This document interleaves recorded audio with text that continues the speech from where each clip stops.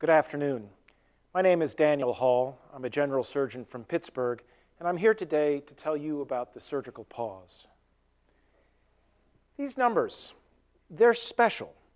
And with these numbers, I'm going to tell you how they are changing nothing less than the standard of care for surgery across the United States. The surgical pause is a simple practice based on two truths. First, just because you can do surgery doesn't necessarily mean you have to do surgery or that you should, because surgery doesn't fix everything. Now, that may seem obvious, and in many ways it is obvious, but there's some difficult psychology at play.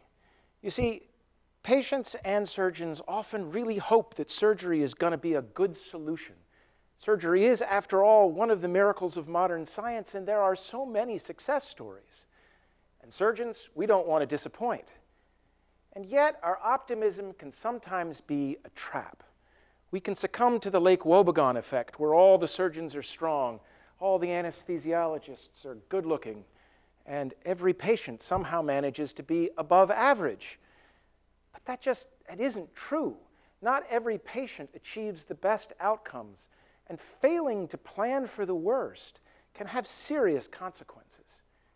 You know what I'm talking about, because I think you've heard the stories.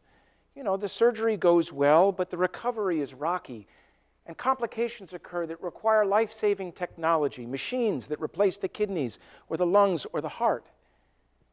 The patient remains unconscious, cut off from the life that they knew, and if they survive, which is no guarantee, their life will never be the same. It's heartbreaking, but it happens every day to good patients and to good surgeons. So if I told you I had a brief survey that would prevent that from happening, would you spend 60 seconds to fill it out? I thought so. The Risk Analysis Index, or RAI, is a patient-facing survey with 14 questions that take less than 60 seconds to complete. We've done it more than 500,000 times without disrupting clinic workflow, and is the most validated measure of surgical frailty on the planet, developed right here in the VA. Score low on the RAI, and you're good to go. You and your surgeon can expect outcomes as good or better than those published in the surgical literature. Score high, watch out. You can expect at least twice the rate of complication, at least twice the rate of long-term ICU stay, twice the rate of loss of independence, and at least twice the rate of death. In fact, we've shown that as many as 1 in 3 very frail patients are dead within 6 months of even minor surgery, meaning there is no such thing as low-risk surgery among high-risk frail patients. So the idea behind the surgical pause is simple. We want for patients, before they ever meet the surgeon, to have their risk quantified with the RAI so that the 80 to 90% that score low can get to surgery without delay. But for the 5 to 10% of patients who score high, we want to stop the assembly line. We want to step back, slow down, and take stock. These are the patients that deserve more resources, more time, more attention, a brain trust of the best doctors to gather around them from every specialty and go over them with a fine-tooth comb to specify each and every risk. Now, some of those risks can be reduced or even eliminated through a process we call prehabilitation that we want to do before surgery. Other risks, however, are permanent, and we can't make them go away. But recognizing them before surgery helps set realistic expectations for both patients and their surgeons. Realistic expectations help patients choose treatment options that are best for them. And patients are telling us that they appreciate this forthright and honest prognosis. And it works. When we did this in Omaha, we cut mortality among frail patients from 25% to less than 8%. That is almost a 3-fold survival advantage.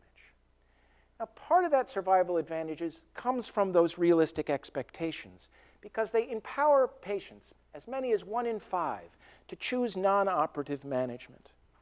And that, my friends, is radical change for surgeons. For example, let me tell you about a patient I'll call Mr. Smith, who was referred to me for an early right-sided colon cancer. But he was 82, and his medication list was as long as my arm, and he was very frail. Both of us were apprehensive about going to the operating room, but he seemed resigned to its necessity until he spoke with one of my palliative care colleagues, who recognized that he was having a hard time saying no to a treatment that he thought his trusted primary care doctor was asking of him. But when she said, "You know, Mr. Smith, whatever you decide, surgery or not, we're going to be there for you, and you're going to get the care you need," that gave him permission to step back, to attend to his misgivings, to step away from the operating room and go home with his wife. And together, they both called me later on that evening to thank us for helping them choose wisely. Now, that's part of the story. The other part of the story is that for even frail veterans, the surgery that we have to offer conveys real benefits. For those that choose to go on, we need to figure out a way to strengthen them so that they can withstand the stress of surgery. And we're finding that exercise training in as little as 3 to 4 weeks improves functional performance and physiologic reserve in the time that is typical between the time that you decide to operate and the next available slot in the OR schedule. So where do we go from here? The surgical pause began at one site in Nebraska. We replicated it in Pittsburgh, and based on that experience, the VA is funding not one, but 2 randomized trials across the nation. For example, the PAUSE trial is using the RAI to trigger a multidisciplinary clinic for patients in Palo Alto, Houston, and Nashville. And the SAGE Query program is using the surgical pause to trigger preoperative goal clarification in Pittsburgh, Philadelphia, Wilkes-Barre, Lebanon, and Wilmington, Delaware.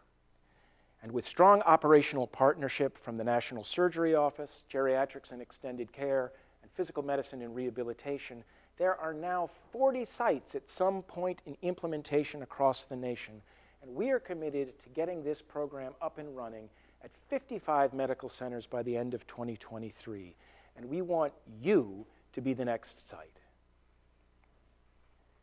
Never in my wildest dreams did I expect to change the standard of care for surgery across the nation. But with numbers like these, and with the assistance of a growing network of colleagues across the country, we are doing precisely that.